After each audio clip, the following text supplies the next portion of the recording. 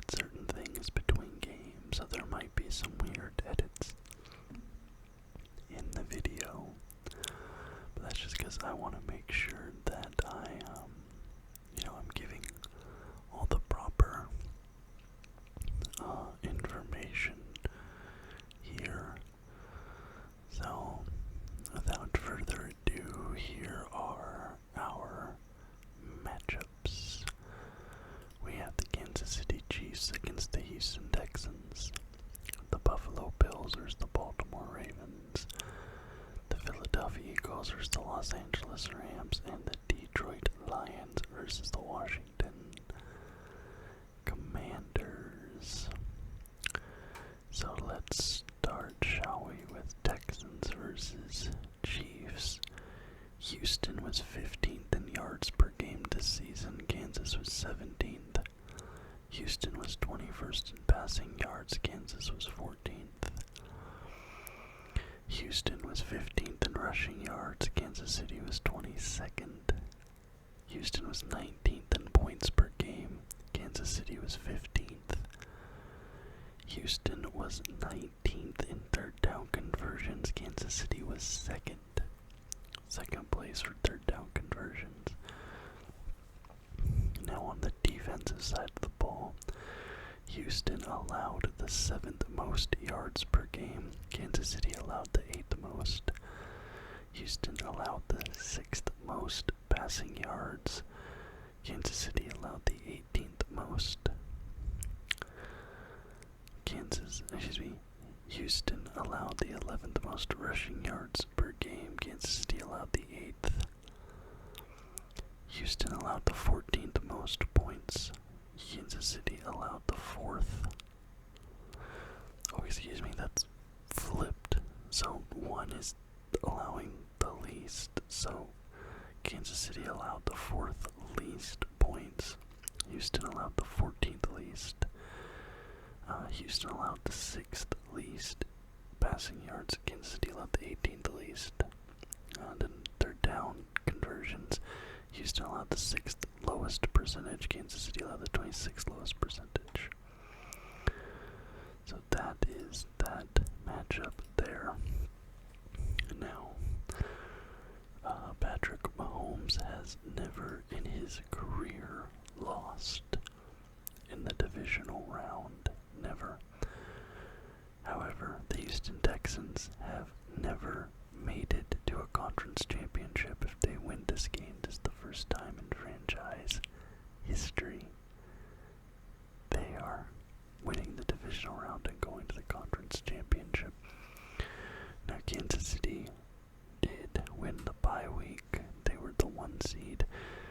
Houston, they had that crazy game against the Chargers last week. I personally didn't think they were going to win that game. But it is what it is. The Chiefs have had 3 weeks off at this point. Now, always the issue is like, will the rest cause them to get rusty? This, that, and the other. But honestly, I think that in this case, with a team that's this well coached, they've been there before, they've won multiple Super Bowls.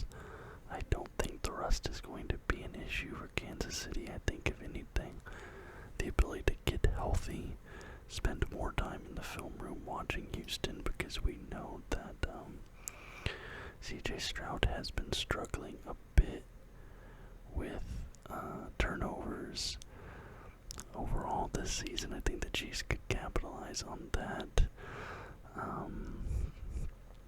The Texans' offensive line, I don't know how much I trust them there.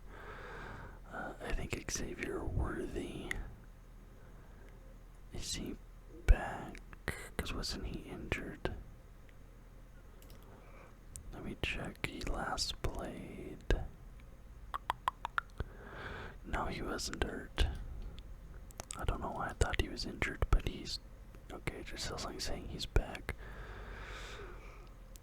This feels like a close one. If anything, to me, this feels like the game with the highest chance of the the upset here of all of these. With Houston taking out Kansas City, I really do feel like they could, because Kansas City has not felt like Kansas City this season, if that makes sense. Despite their record, things were not, they didn't look like world beaters. But at the same time, it's so hard to bet against Mahomes and bet against Reed, and Houston is still a young team. They've not been here before with this core.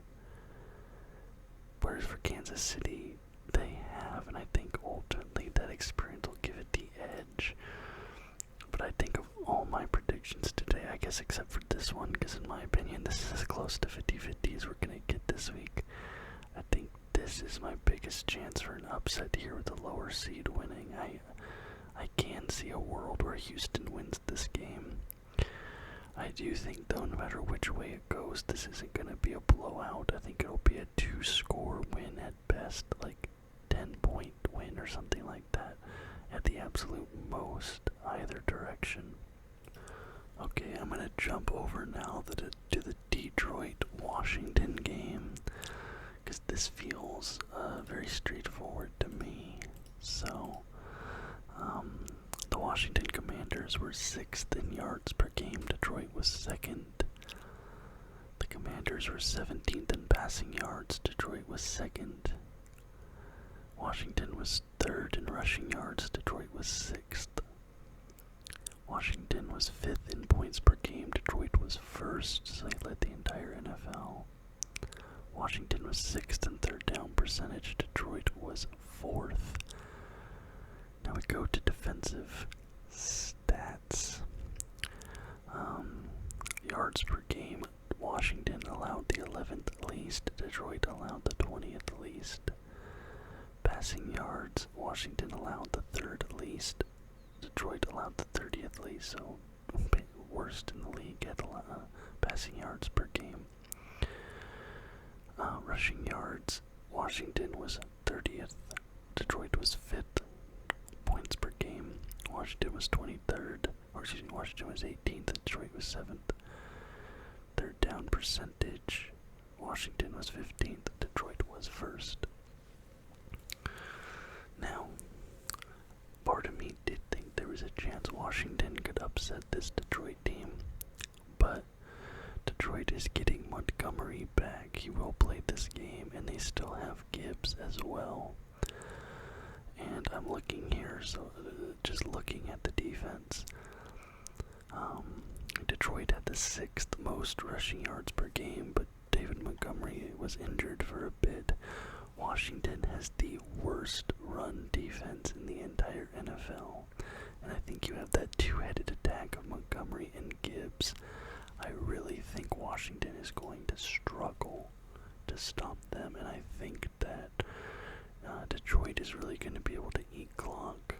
They're going to get a lot of time of possession because they're going to just rush. First down, short rush, first down. Just pounding the grass, pounding the turf, grinding out long time of possession, long plays, a lot of time on each drive. Now on the other side of that, Detroit has allowed the most passing yards in the league, and we know that Jaden Daniels can make magic happen when he is passing the ball. But ultimately, I think here Detroit has been one of the best teams all season long. I think that, again, I think that Jaden Daniels will make magic happen through the air. I think he will probably get some really big passing plays. I imagine at least one amazing touchdown through the air from him. But ultimately, I think that two-headed offensive attack that Detroit will have in this game is going to be too much for Washington to handle. Jaden Daniels won't have the time to make that many big plays through the air to win them this game. So ultimately, I will go Detroit here. But I think the only way Washington does win this is if they somehow completely change what they've done defensively all season long, and they find a way to finally stop the run, and they're able to attack through the air. and carve up that Detroit secondary. But obviously you have a rookie quarterback, you have quite a young team in general in Washington, whereas Detroit, you do have a lot of veterans there. And I think that's just going to be the difference. Ultimately, the run game and not that it's like they've won a Super Bowl before, but you have guys who've been in the league quite a long time, and as you go deeper into the playoffs, the lights get a bit brighter, and for younger players who haven't been there before, it gets a little bit trickier. Okay, now we have let's go Philly versus LA. So, Los Angeles had the 15th most yards per game, Philly had the 5th. Los Angeles had the 10th most passing yards, Philly had the 29th. The Rams were 24th for rushing yards, Philly was 2nd. LA was 20th in points per game, Rams were 7th. Third down percentage, Los Angeles was 23rd, Philadelphia was 10th. We get over to defense, yards per game. The Rams were 27th, the Eagles were 1st in the entire league. Passing yards, the Rams were 20th, the Eagles were 1st in the entire league. They only allowed 174 passing yards per game. Rushing yards, the Rams were 22nd, the Eagles were 10th. Points per game, the Rams were 17th, the Eagles were 2nd. Third downs, the Rams were 20th, the Eagles were 3rd. So all the stats there, in my opinion, are pointing Eagles, not to mention when the Eagles played the Rams earlier this year, they had 481 total yards of offense, and Saquon Barkley put up a career-high 255 yards and 2 rushing touchdowns in Week 12. So, there is some history there, and we know that, watching last week, how did the Rams beat the Vikings? A lot of it was through the air. It was Stafford getting the ball out, especially into the middle of the field. At least when I was watching that game, whenever I was seeing big plays being made by Stafford, it was always big chunk passing plays right in the middle of the field, not out on the edges. The Eagles, like I pointed out earlier, they allowed the fewest passing yards in the entire NFL. That secondary, is an absolute beast. For a pass-heavy offense in LA, now obviously they do have rushing options, but I think on the flip side, I think LA is really going to focus on trying to shut down Saquon Barkley. Saquon Barkley is obviously the X factor in the Eagles' offense. His ability to run the ball is what got them this far. He was an absolute beast all season long. But that's going to be the focus of LA's defense. I think actually in this instance, Jalen Hurts is going to be, I expect the Eagles to have more passing yards than rushing yards this game. This might even be a game where Saquon Barkley only gets like 1 touchdown, or maybe he doesn't get a touchdown at all. But I think that because of the focus on shutting down the run, it'll open up the Philadelphia Eagles passing game. Because, as we saw, for passing yards, the Rams were 20th and they were 22nd in rushing yards, so it's not like they're particularly efficient at minimizing either. So I think they're going to kind of focus in on that, and then I think they'll get beat through the air, but I expected the Eagles to win this matchup and head to play Detroit. Now we have the Bills versus the Ravens, and this is the one that's gonna be, this is the hardest pick. This really does feel like a 50-50. I almost wish these teams didn't have to play each other, because at points, if maybe not the entire, because Detroit's, I don't want to take that away from Detroit, but the whole season were 2 of the best teams in the entire league, at certain points in the year, either of these teams could have easily been viewed as the best team in the league, and the fact that they're facing each other this early, like, I'd love for somehow both of them to be into the conference championships. Like if one got Kansas City and one got Houston, or I don't know, but this is the hardest to predict, the most. Like I said, this feels like a 50-50, and if the Bills lose this game, this is the 4th year in a row that the Bills lose in the divisional round. Only the 3rd team in history to do so, which is funny enough. One of the other 2 teams to do so was also the Buffalo Bills back in the 90s. This is likely the best game this week. Now, let's look at the stats. Baltimore, they're first in yards. Buffalo is 12th. Passing yards, Baltimore is 7th. Buffalo is 9th. Rushing yards, Baltimore is 1st. Buffalo is 9th. Points per game, Baltimore is 3rd. Buffalo is 2nd. Third down percentage, Baltimore is 3rd. Buffalo is 7th. Let's move over to defense. Yards per game, Baltimore is 11th. Buffalo is 19th. Passing yards, Baltimore is 31st. Buffalo is 24th.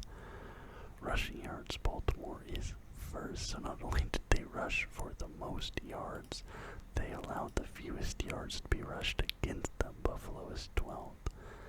Points per game, Baltimore is 9th. Buffalo is 11th. Third down percentage, Baltimore is 17th. Buffalo is 28th. And you have to remember, these 2 teams have already played each other. They play, and the Ravens won that game 35-10.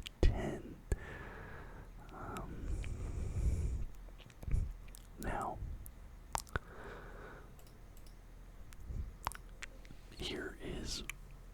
this feels 50-50, even though like so many of the stats were in Baltimore's favor. They've already won.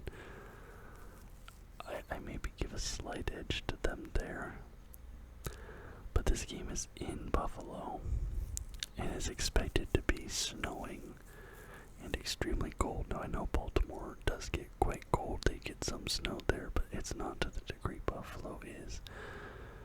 That's going to favor a rush offense. The passing game is going to be mitigated, so you think that favors Baltimore. Then you also kind of think like, wow, but Buffalo might be more used to playing in those conditions, so then does that kind of shake out in the wash? So then it goes back to being 50-50. It's such a hard one for me to predict, but I might give a slight edge here to Baltimore, like 60-40 Baltimore over the Bills. So this has definitely been my hardest prediction to date. But these are my 4 picks: the Kansas City Chiefs being the Houston Texans, the Baltimore Ravens being the Buffalo Bills, the Philadelphia Eagles being the Los Angeles Rams, and the Detroit Lions beating the Washington Commanders. Only one road team winning here. And that sets up Chiefs Baltimore versus Detroit Philly. And obviously I'm still going to do a prediction video, but just right now, if this is the situation we get, spoiler alert, this is what I'm thinking. And then here, I don't even know. But obviously we're not there yet. So we're just there. So let me know what you guys think of these predictions in the comments down below. If you liked the video, please leave a thumbs up and subscribe to the channel for more content just like this every single week.